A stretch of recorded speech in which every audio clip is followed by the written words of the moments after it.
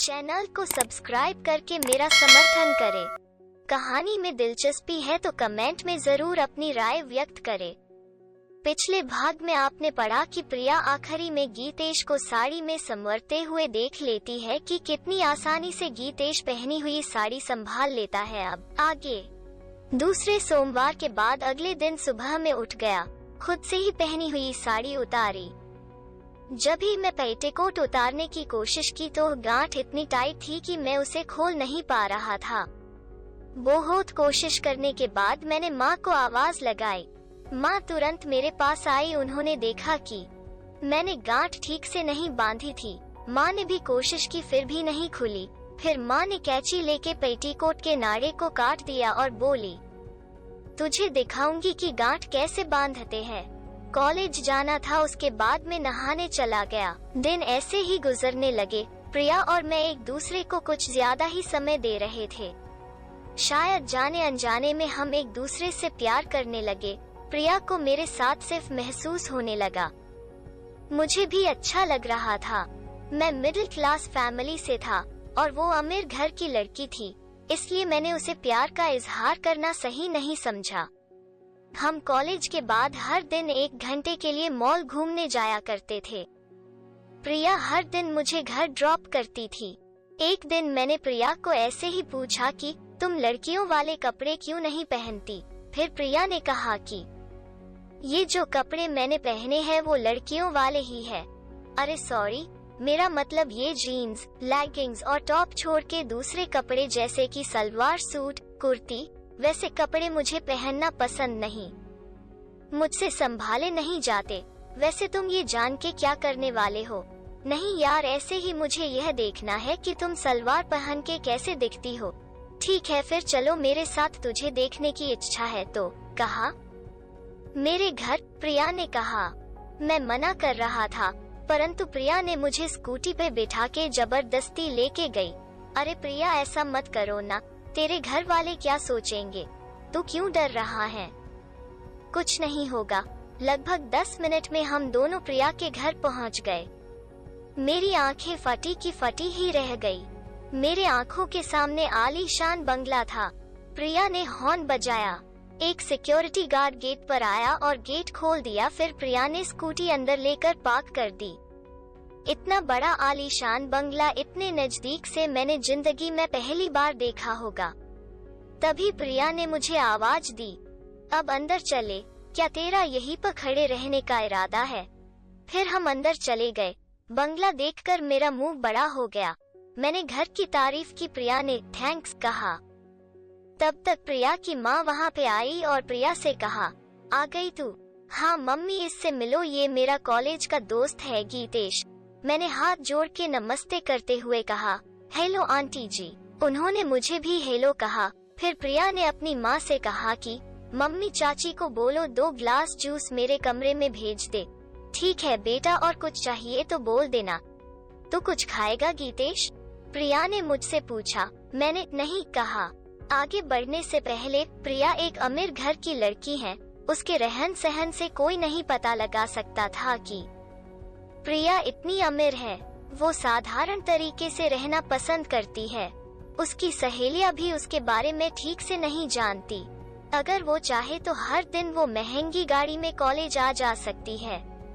प्रिया के परिवार में मम्मी पापा और एक बड़ा भाई है। प्रिया के पिताजी ने बहुत मेहनत करके ये सब कमाया है। वो और प्रिया का भाई मिलकर कंपनी चलाते हैं। इसके अलावा 2 नौकरानी है। उनमें से एक उनके घर में ही रहती है। एक तरह से वो उनकी परिवार ही है और दूसरी दिन से दोपहर तक आया करती है। 2 सिक्योरिटी गार्ड बारी बारी से शिफ्ट करते हैं और एक ड्राइवर है। प्रिया सबकी लाडली है। सब उसे बहुत प्यार करते हैं। फिर प्रिया और मैं उसके कमरे की तरफ निकल गए। बंगले में अंदर से ही सीढ़ी थी, जैसा टीवी सीरियल में होता है।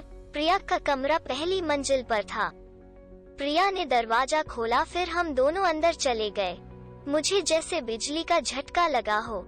हमारा जितना बड़ा घर है उससे भी बड़ा प्रिया का बेडरूम था। प्रिया ने कहा, वेलकम टू माय बेडरूम। ओ प्रिया, मैंने सपने में भी नहीं सोचा था कि तुम्हारा इतना बड़ा घर होगा। अरे इतना मत सोचो, आओ बैठो। मैं खुद को भाग्यशाली महसूस कर रहा हूँ कि तू मेरी दोस्त है। मैं 5-10 मिनट तो उसके घर की ही तारीफ कर रहा था, तभी प्रिया ने उसकी अलमारी खोली। उसकी अलमारी तो रंग बिरंगी कपड़ों से भर पड़ी थी। तभी एक नौकरानी वहाँ जूस लेके आई। जूस का गिलास हमारे हाथ में देके वहाँ से चली गई। फिर उसके बाद प्रिया ने रूम का दरवाजा अंदर से बंद कर दिया। उसके बाद मैं उठकर प्रिया की अलमारी की तरफ बढ़ा। उन कपड़ों को देखकर मेरे अंदर लड़की बनने की भावना बढ़ने लगी। मैंने उन कपड़ों को हाथ लगा के देखा। प्रिया ने मुझसे कहा कि अब बोलो कौन सी ड्रेस में देखना चाहते हो। मैंने एक नीला हरा अनारकली सूट निकाला। लो ये पहन के दिखाओ। प्रिया के बेडरूम में बाथरूम भी था, तो वो ड्रेस लेकर वहाँ चली गई।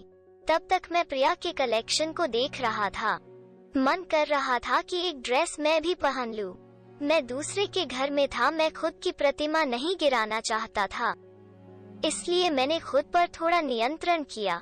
3-4 मिनट में प्रिया बाहर आ गई। वाह प्रिया, कितनी सुंदर दिख रही हो। इतनी भी तारीफ मत कर गीता, तुझे इनमें से कोई ड्रेस पहननी है क्या? अरे यार ये नाम से मत बुलाओ, मुझे अच्छा नहीं लगता। ठीक है, देख ये मौका फिर से नहीं मिलेगा, बोल। नहीं प्रिया, तुझे पता है मैं ये सब क्यों कर रहा हूँ। वो छोड़ो, क्या मैं तेरी एक फोटो ले सकता हूँ? ठीक है, ले लो। तू हर दिन टॉप और जीन्स नहीं तो लेगिंग्स पहन के आती है। ऐसे ड्रेस में कभी देखने का मौका नहीं मिला। इतने सारे ड्रेसेस है तेरे पास। मैंने पहले ही कहा था कि ये सब मुझसे संभाला नहीं जाता, इसलिए कोई बात नहीं, चलो एक अच्छी सी पोज दो। प्रिया ने एक पोज दी जिसमें उसका दुपट्टा एक बाजू से कंधे पर छोड़ दिया था। तभी मैंने उसकी फोटो ले ली। मैंने यूं ही प्रिया से पूछा कि प्रिया, मुझे एक बार तुझे साड़ी में देखना है। साड़ी वाड़ी के चक्कर में मैं नहीं पड़ने वाली। अगले महीने में मेरे भाई की शादी है। मम्मी मुझे भैया के हल्दी की रस्म में साड़ी पहनने को कह रही है। शायद उस दिन पहनूंगी, फिर मुझे कैसे देखने को मिलेगा। तू टेंशन मत ले, मैं तुझे निमंत्रण कार्ड दूंगी। देख कॉलेज में इस बात का किसी को पता नहीं चलना चाहिए। ये सिर्फ तेरे मेरे बीच रहेगा। कॉलेज से मैं किसी को नहीं बुलाने वाली। ओके डन, चल बहुत देर हो रही है, मुझे निकलना पड़ेगा अब। रुक, मैं चेंज करके आती हूँ। प्रिया चेंज करके आती है। फिर हम नीचे चले आते हैं। प्रिया की माँ वहाँ बैठी हुई एक मैगजीन पढ़ रही थी। मेरा ऐसे प्रिया के घर आना, ऊपर से प्रिया मुझे सीधे उसके कमरे में लेके जाती है। ये जैसे उनके लिए मामूली बात थी। मैंने आंटी को दूर से ही स्माइल देकर कहा, बाय आंटी जी। आंटी ने भी मुझे स्माइल देके बाय किया। उन्होंने देखा कि प्रिया भी मेरे साथ आ रही है। आंटी ने प्रिया से पूछा, तू कहाँ जा रही है? मैं गीतेश को घर छोड़कर आती हूँ। एक काम करो, तुम दोनों कार से चले जाना। दोपहर है, धूप बहुत होगी। फिर हम ड्राइवर के साथ कार में बैठकर निकल पड़े। मैंने प्रिया को 200 मीटर दूर ही कार रोकने को कहा। प्रिया को अलविदा करके वहाँ से मैं चलकर घर गया। घर के यहाँ मुझे कार से निकलते हुए किसी ने देखा तो कुछ और ही सोच लेगा, इसलिए घर आने के बाद मैंने खाना खाया। प्रिया को ड्रेस में देखकर मेरा साड़ी पहनने का मन कर रहा था। मैंने अलमारी से साड़ी निकली। फिर मैंने माँ से पूछा कि माँ, आप दिखाने वाली थी ना पेटीकोट का नाडा कैसे बांधते हैं? हाँ, अगले सोमवार को दिखा दूंगी। नहीं, मुझे अभी दिखाओ, मैंने जिद करते हुए कहा। ठीक है बाबा, रुको। फिर माँ ने दिखा दिया कि पेटीकोट का नाडा कैसे बांधते हैं। गांठ खोलने में भी आसान है। मैंने देख के 2-3 बार ट्राई किया, मैं सीख गया। फिर मैंने ब्लाउज और साड़ी उठाई। माँ ने देखा, अब क्या साड़ी पहनेगा? हाँ, मेरा मन कर रहा है। हाय राम, मेरी माँ ने खुद के मुंह पे हाथ रखते हुए कहा। फिर वो टीवी देखने चली गई। लगभग 10 मिनट में मैंने साड़ी पहन ली और खुद से तैयार हो गया। उसके बाद मैंने देखा कि माँ सोफे पर बैठी है। मैं चलकर माँ के पास गया। माँ ने पायल की आवाज सुन ली। उन्होंने पीछे मुड़कर देखा। माँ के चेहरे पर अनोखी खुशी देखी। फिर मैं माँ के बाजू में जाके बैठ गया। माँ ने मेरी तारीफ की। उसके बाद माँ ने मुझे पकड़कर गले लगाया। उसके बाद हम दोनों टीवी सीरियल देखने लगे। शाम को पिताजी आने से पहले मैंने साड़ी उतार दी। शाम को थोड़ी पढ़ाई की। फिर रात को खाने के बाद मैं और प्रिया ने फोन पर बातें की। उसके बाद मैं सो गया।